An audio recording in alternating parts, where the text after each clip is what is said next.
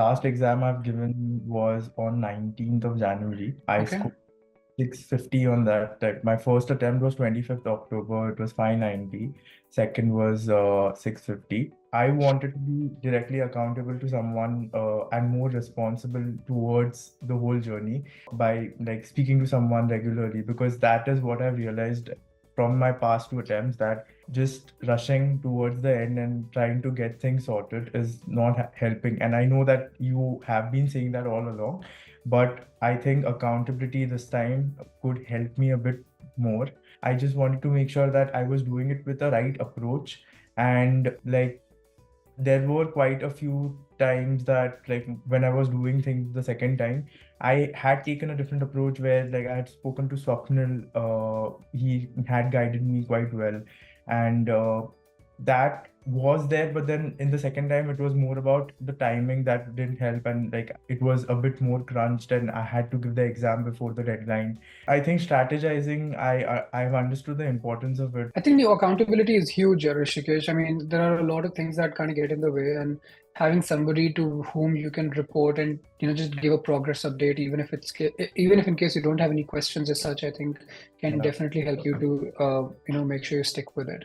There would be enough people on the team to make sure that somebody is available to have a word with you whenever you want.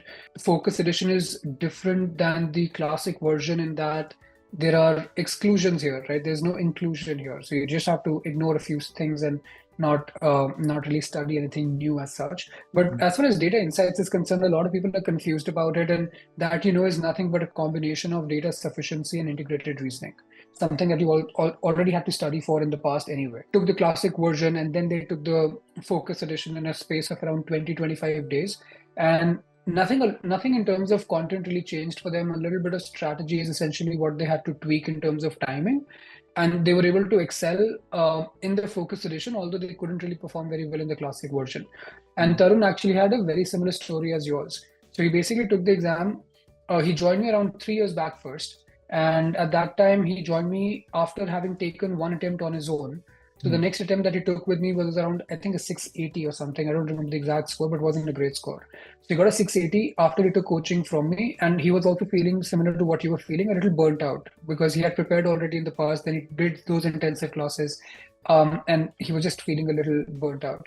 After that, he took a break for about 2 years, and then he joined the classes last year, and he joined the daily intensive batch where we have the classes every single day. And with that, he ended up taking the GMAT. He got a 700 or a 710 on it after that. And then he said, okay, I'll probably take the focus version. So focus version, once it was launched on 7th of November, he ended up taking his exam, I think around 25th or 28th of November, maybe around 20-25 days after taking the classic version where he scored a 700, 710.